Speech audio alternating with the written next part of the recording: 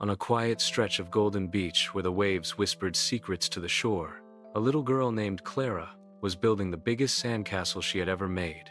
Her small hands scooped and shaped towers, bridges, and winding tunnels, while seashells sparkled like jewels on its walls. The sun was dipping lower, painting the sky in shades of pink and orange, when Clara leaned back to admire her creation. Then, something strange happened. The tallest tower of the sandcastle yawned. Not a creak, not a crack, but a real, wide, sleepy yawn. Clara blinked hard, certain she was imagining things, but then she heard a soft voice, as gentle as the tide. Finally finished.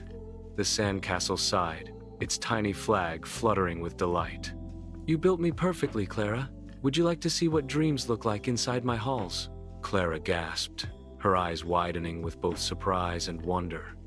The castle stretched open its gate, which shimmered like moonlight on water. Without hesitation, she stepped inside, her bare feet brushing against floors made of smooth seashells and soft sand that glowed faintly as if it were lit from within. Inside, the castle was enormous, far larger than what stood on the beach. Hallways twisted like seashell spirals, staircases glimmered with pearls, and the air smelled of salt and starlight. Clara's laughter echoed as she walked deeper, until she reached a grand hall where dreams themselves floated like bubbles, shimmering in rainbow colors. Each bubble holds a dream, the sandcastle explained in its drowsy voice. Children leave them behind when they wake. I keep them safe until they are ready to drift back.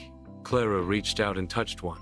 Instantly, she saw inside it a boy flying on the back of a giant seagull, swooping over oceans glittering like sapphires. Another bubble showed a little girl running through a candy forest where trees grew lollipops and the rivers flowed with chocolate. Her heart raced with joy. These are beautiful, she whispered. The sandcastle gave another soft yawn. Would you like to have a dream of your own? Before she could answer, one glowing bubble floated down and popped gently on Clara's forehead. She was suddenly standing on a beach made of soft pillows, with waves that whispered lullabies. Stars drifted down like snowflakes, and a glowing dolphin appeared, inviting her to ride across the ocean of dreams. Clara climbed onto its back, and they leapt through constellations, gliding past sleeping whales, giggling mermaids, and islands shaped like teapots. It was magical, every moment filled with wonder. Clara felt her heart soaring as high as the stars themselves. Then, gently, the dolphin carried her back to the castle's grand hall.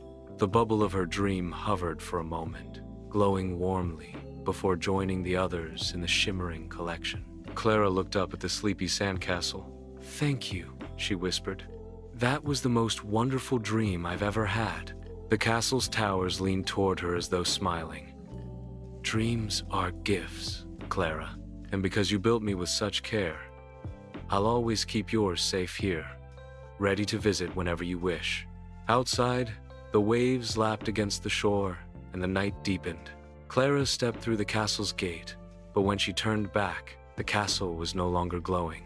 It sat quietly, just a simple sandcastle in the moonlight.